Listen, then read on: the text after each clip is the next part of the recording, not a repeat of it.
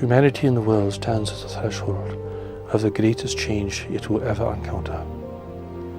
This change will be wrought in part by humanity's misuse of the world and humanity's impact upon its natural environment of the world. But included in this is the intervention of races from around the world who seek to take advantage of a weak and divided humanity.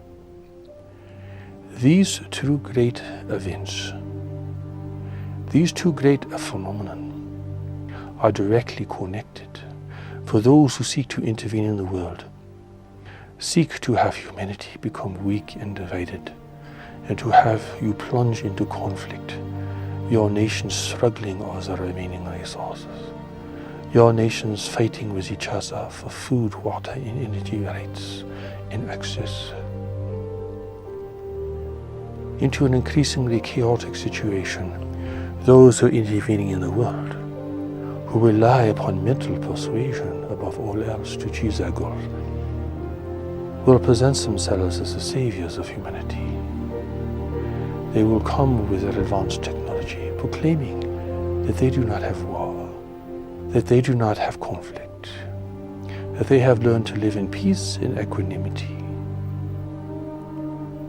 But their presentation, as convincing as it might sound, is entirely a deception. For they are nothing more than resource explorers and commercial interests who seek to gain control of the world and the world's people. They do not have military strength. That is not their power. They do not have vast armies. They are not going to come and take the world by force. For this they cannot do. Instead, their strength is more subtle and more pervasive, and in the end far more successful than any use of force would be. Humanity's destiny is to emerge into a greater community of intelligent life in the universe. This greater community represents races and nations of beings at all levels of evolution, representing an immense diversity of life. But at present, humanity knows nothing of the greater community. You only have your wishes and your fears and your aspirations to fill in the great question of what exists beyond your borders. But what exists beyond your borders is a competitive environment unlike anything you can possibly imagine. Here there are races that are mature. Here there are races that have learned how to gain what they need without the use of weapons and force. Here races have realized that the strength and the power of the mind in the mental environment is far more effective and far more constructive than trying to exert influence through weaponry or by physical force. Humanity only has an inkling of what this greater power may be.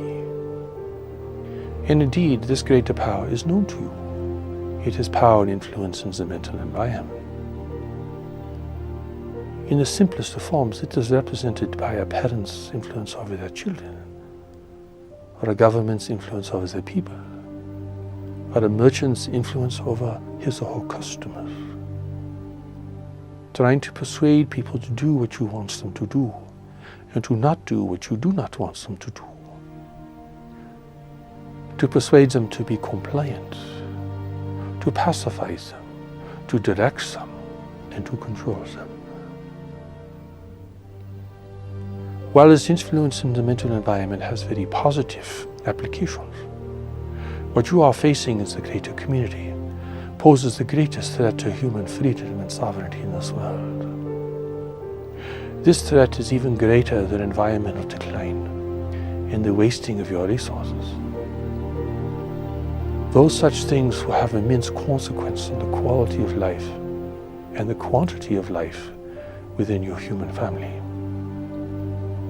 You are encountering the interventions from beyond the world have far greater consequences for the future and the destiny of the human family.